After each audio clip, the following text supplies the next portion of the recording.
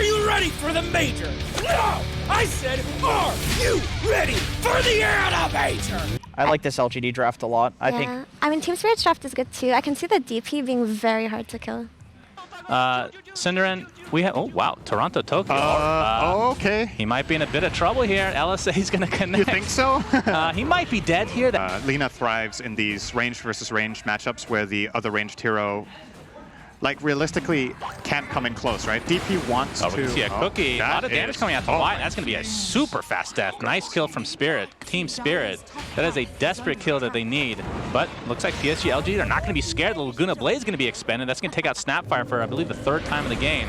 Inkswell, LSA to set up the Inkswell. Usually it's the other way around. But Mars is here to help finish the job, and this will be a couple clean kills. Try to burst the DP and do a simultaneous 2-lane push. Yeah, this is going to be the blink reveal for Faith Beyond as well. And there's the Arena into the Spear. Not close to his team, though. They should be able to get out the Chaotic Offering, and that is more than enough to just rip apart the Death Prophet. Soulbind's going to be used perhaps to just run away. It actually looks like they want to fight here, as now Ame has come into the picture with that Chronosphere still available. Not sure how much setup they have for it. This Golem is just beating the crap out of Miposhka finally. Looks like they'll get the better of him with the help of the cookie. Yeah, looks like they might actually back out. I feel like this is worth the risk, but then again, you're going against a lot of AoE ults. Chaotic Offering is one of those. Onto 2. Warlock dies for his insolence. Ame still has the Chronosphere. See how much setup they have after the fact. And there's the silence into Laguna Blade. Trying to take out the Titan in the meantime, but Chronosphere onto 2. They take out the Death Prophet to start things out. Miposhka really doesn't have a target to use his ult on.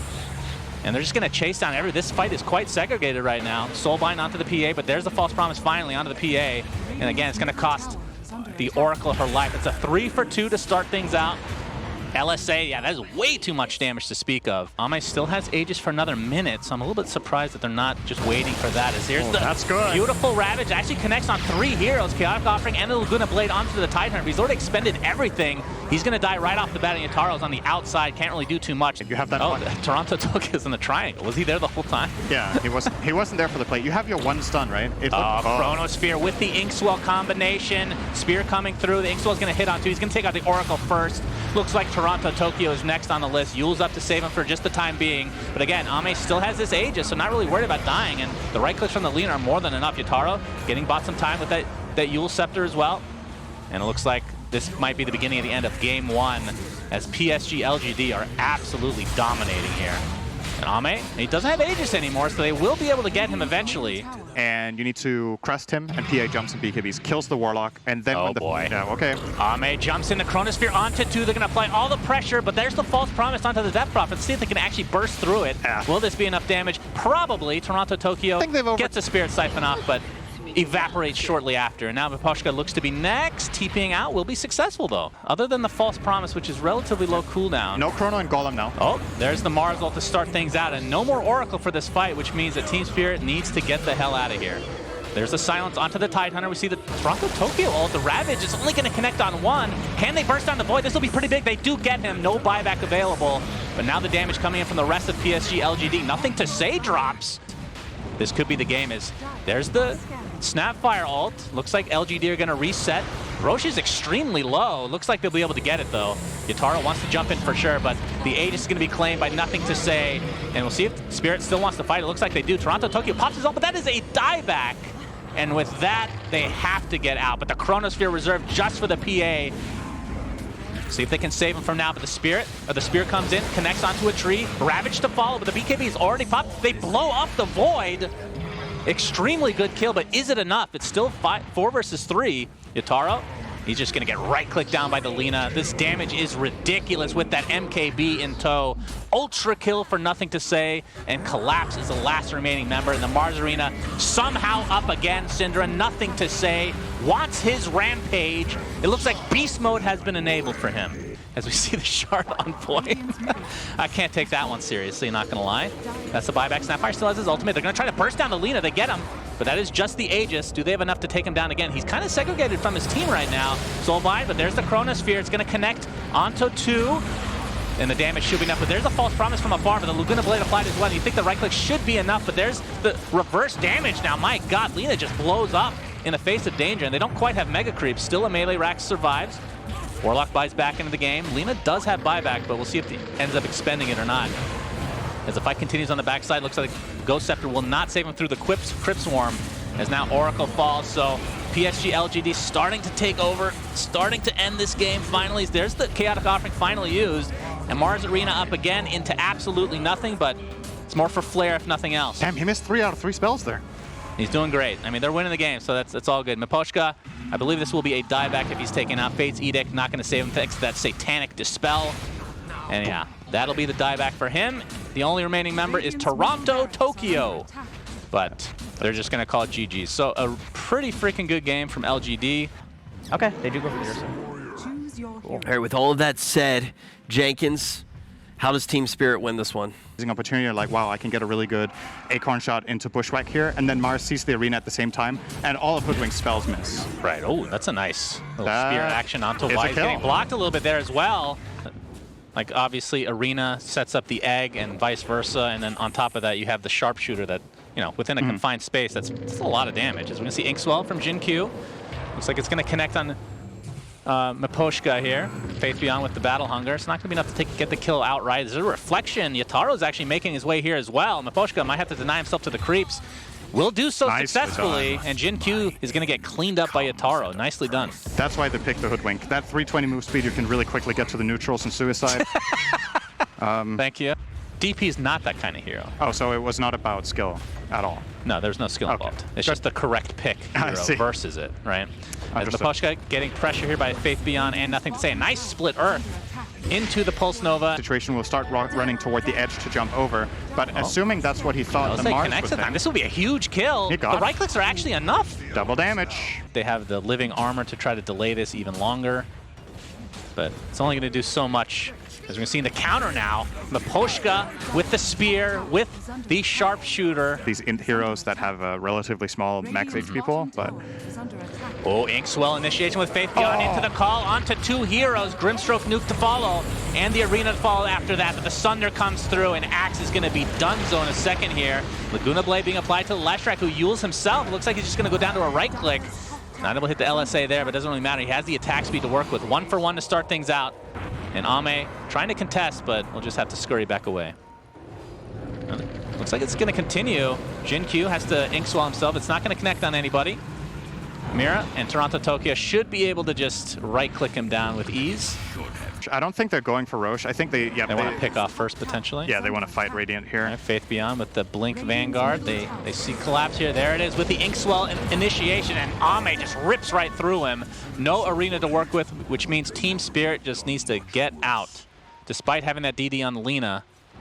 And Mira just trying to push out the waves before, I assume, a dive TP comes out. So he doesn't have to worry about the overgrowth if they're in range. Oh, not even that. Just the call that's needed, so that's going to be a pretty easy one for LGD. And especially Mars is a good stalling hero. Oh, this is a good move, though. Yataro gonna find nothing to say. Inkswell, split Earth. They have so much lockdown. Can they kill him before the Thunder comes out? Indeed, Culling Blade chops him. Yeah, that was a whiff, as we call it. All right, another smoke here from LGD. Faith Beyond. There's the call. Oh, the Yules just in time. Completely dodges that bad boy. LSA not going to connect, but the egg is there with the arena combination. Soulbind onto 2, so Lina can't really go anywhere, but the right clicks will come it. Ame takes the Laguna Blade after the enrage, pops off, and the LSA connects afterwards. So they're able to get that trade at the very least, but now Leshrac right in the thick of things, and a Culling Blade is going to get the kill onto Lina, so a 2 for 1. We'll see if this continues here. Jin Q gets that stun with the Inkswell. Mira basically has nothing to work with.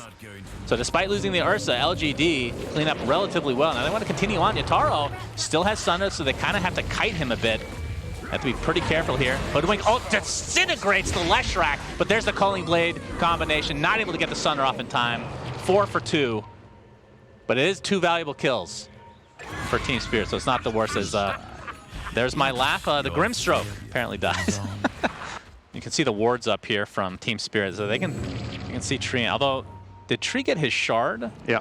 Okay, so he is now going to be invisible, and he gets a free route on hit out of the trees, but he's going to be found here like we talked about. They have the vision. Overgrowth onto 2, but there's the egg to follow, and Y is definitely going to get stunned. A nice ult from Miposhka, and that is going to be a double kill for him. Hoodwink MVP. Cinderin is wrong again. What a hero. Oh, Mars ult now. Ursa's all alone, still has Enrage to work with. Remember, no BKB, has the SNY in tow now. Toronto Tokyo needs to get this LSA off. He does so, but the Enrage pop just in time. Of course, the status resist does not affect that Yules whatsoever, but the great layering of stuns from Team Spirit. No Laguna Blade even needed for that kill. I think MKB here looks really stable. Oh boy. Oh, the smoke breaker Miposhka, but he's gonna get called into the Manta style with that shard. Top net worth in the game by a pretty wide margin. And I mean, if you're, we're gonna see a Spear initiation. I'm actually surprised Faith Beyond is this deep into the Radiant base. He pops the BKB, but it's just gonna fall shortly after. But look at the damage from the illusions. He does not go down without a fight.